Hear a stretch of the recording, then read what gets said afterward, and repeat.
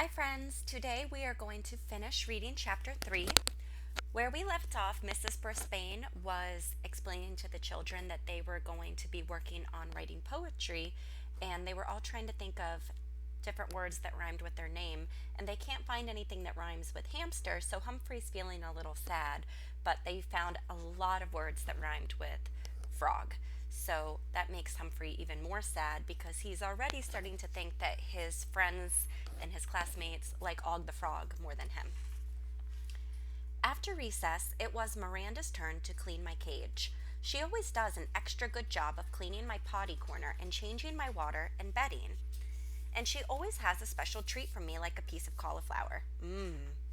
Sorry, Humphrey, I tried to write a poem about you, she told me. I think I'm going to have to write about Clem instead.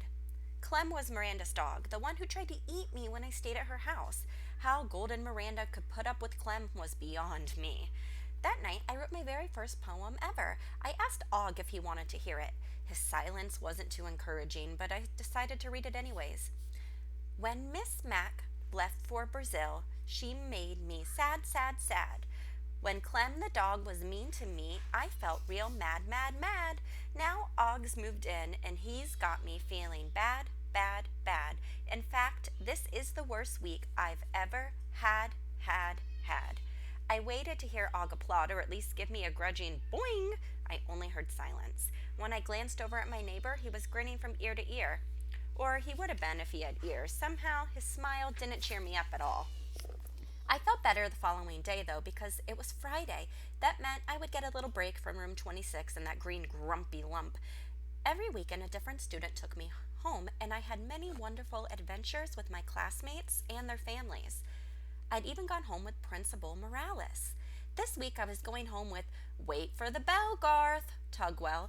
He had always wanted to take me home for a long time. Can I take Og home too? Asked Garth. I think Og can stay here, Mrs. Brisbane answered. Frogs don't need to eat every day except when they're young. Funny, I didn't feel quite so sad, mad, bad anymore. Can't your mom pick us up? AJ asked Garth after school. I couldn't see him, but I could hear him as we waited outside for the bus. I had a blanket over my cage because it was cold outside. I didn't mind, though, even though I was far, far, far away from Og, who hadn't even tried to say goodbye to me. My dad said not to bother her. She's been sick, said Garth. Couldn't your mom pick us up? I wish, AJ sighed. She has to pick up my sister from kindergarten and put the baby down for a nap. Did you tell your folks about Bean? Asked Garth. At least I thought he said Bean. Things sounded a little muffled under the blanket. Nah, said AJ. Last time I said somebody was picking on me, my dad signed me up for boxing lessons. I hated people punching me. It was worse than being picked on. I tried to sort out what AJ meant about getting picked on. By a bean? By a boxing bean? I didn't have time to figure it out before the bus arrived. Here goes, said Garth, lifting my cage. Let's stick together, no matter what. Okay, be sure to sit in the front by Miss Victoria, whispered AJ. That's the safest. By the shuffling and scuffling sounds, I could tell that we were on the bus. Luckily, a corner of the blanket slipped down and I could see Miss Victoria, the bus driver, glancing over her shoulder.